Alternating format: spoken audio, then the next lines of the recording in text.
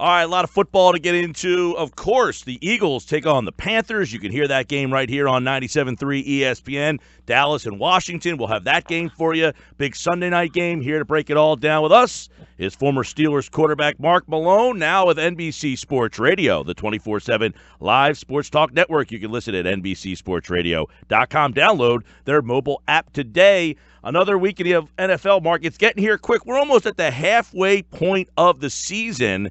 And I don't know that we have a lot of questions answered here, but I want to start off with the NFC East, where a couple of weeks ago it looked like, not so good. This Dallas-Washington matchup going to be very interesting on Sunday. Well, it is, and I was surprised what Washington was able to do last week, to be honest with you. And this Dallas team has been a bit of a surprise. We knew that they could rush the passer, and that's been pretty consistent this year on the defensive side of the football. Some of these young linebackers are starting to play really well. Jalen Smith, obviously, is I think completely over that knee injury and the nerve problem he had in his leg, and he is playing sideline from sideline. Van Der Esch, the top draft pick out of Boise, who's been playing for Sean Lee, continues to get better every week, and we know that Sean Lee is getting closer and closer to his return. I still think they're a little weak in the back end, but listen, this is a football team that's been built around kind of a 70s, 80s style of football, handed off to Ezekiel Elliott. He's got to touch it 30 times, I think, a game for them to be able to win games.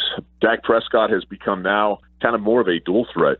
We see him running the football a little bit more, still having trouble throwing the ball, much more than 200 yards per game, but his ability to rush and break down defenses has been big. I know that Jay Gruden, the head coach of the Washington Redskins, was saying that he needs more out of Alex Smith. I've loved Alex Smith. I think he's the kind of guy that, despite not having won a Super Bowl, you can win a Super Bowl with. But he's got to be steady, get the ball out a little bit quicker, and save some of the wear and tear on that offensive line. I think this is going to be a great matchup and a game I'm looking forward to seeing. Yeah, I know Dallas wins 40-7 last week. Had a lot of people opening their eyes. So is that in today's NFL, Mark? Can you win running the ball and being a safe offensive team in a league that is wide open, throwing the ball all over the yard? Because it seems like Washington and Dallas both want to win that way. Yeah, well, I'll say this, and Ron Earhart, the old offensive coordinator who I got to know is with the Giants and coached under Parcells for years, used to always tell me, he says, listen, here's the deal. He said, you throw the football to score points, but you have to run the football to win. And I think that adage still exists today. You don't see teams necessarily that, average, let's say, 400 yards passing a game or a week, go on to win Super Bowls. When you get into the postseason, you get outside, you get in inclement weather, you have to travel a little bit. Two things that tend to travel very well are good run games and good defenses. So, to me, those are things that you kind of have to win a Super Bowl.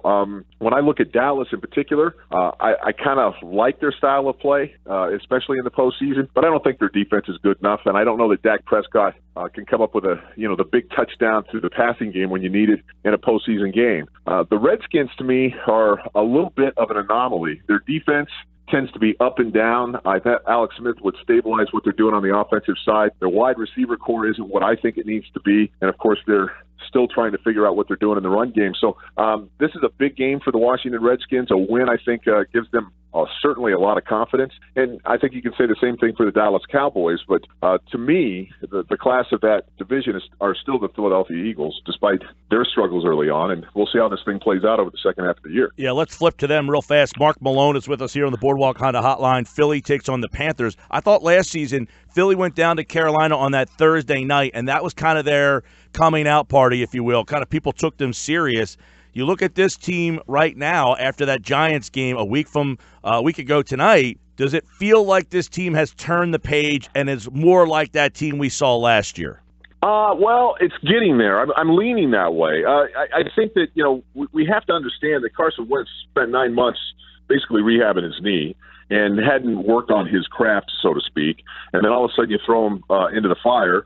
And to be honest with you, I think every week he's gotten a little bit better.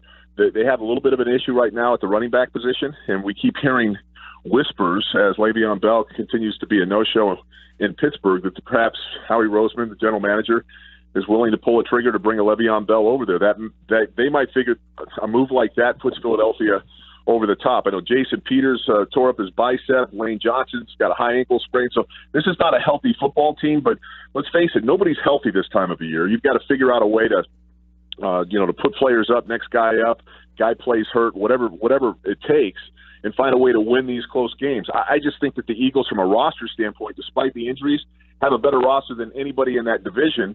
And as long as they can find a way to eke out a couple of wins and get some people healthy, I think they're going to be really good down the stretch. All right. We do a thing called the Fine Five and the Ugly Five, the 5 best and the 5 worst teams in the league. The 4 best teams: Rams, Patriots, Chiefs, Saints. I don't know if you agree or disagree with that, but it seems that there's those 4 and then a bank of everybody else. Is there another team that sticks out as we get ready to head to the halfway point of the season? Well, it sticks out. One of the teams that you didn't mention in there, and I think they're really good, we haven't talked much about them, are the San Diego, or not the San Diego Chargers. Hell, I'm from San Diego. I can't stop calling them the San Diego Chargers. The LA Chargers. Listen, if you look at the numbers that Phillip Rivers is putting up this year, he's been fantastic. Melvin Gordon now has become a back that not only catches the ball, but he's starting to rip off some big runs, which really wasn't part of his repertoire early in the National Football League. So they're really good on that side of the football. The defense is playing lights out. They get Joey Bosa back from that foot injury, they're going to be even that much better. And nobody's talking about this San Diego team, and I don't think they're much different, to be honest with you, than the Kansas City Chiefs. Now, I could be wrong, but keep your eye on the Los Angeles Chargers.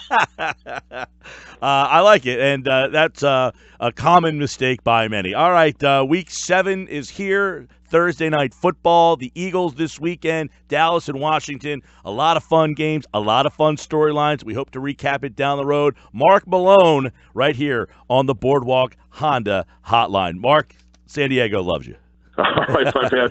You enjoy the football and have a good weekend. All right, take care. Former Steelers quarterback Mark Malone now with NBC Sports Radio, the 24/7 live sports talk network. You can listen at NBCSportsRadio.com.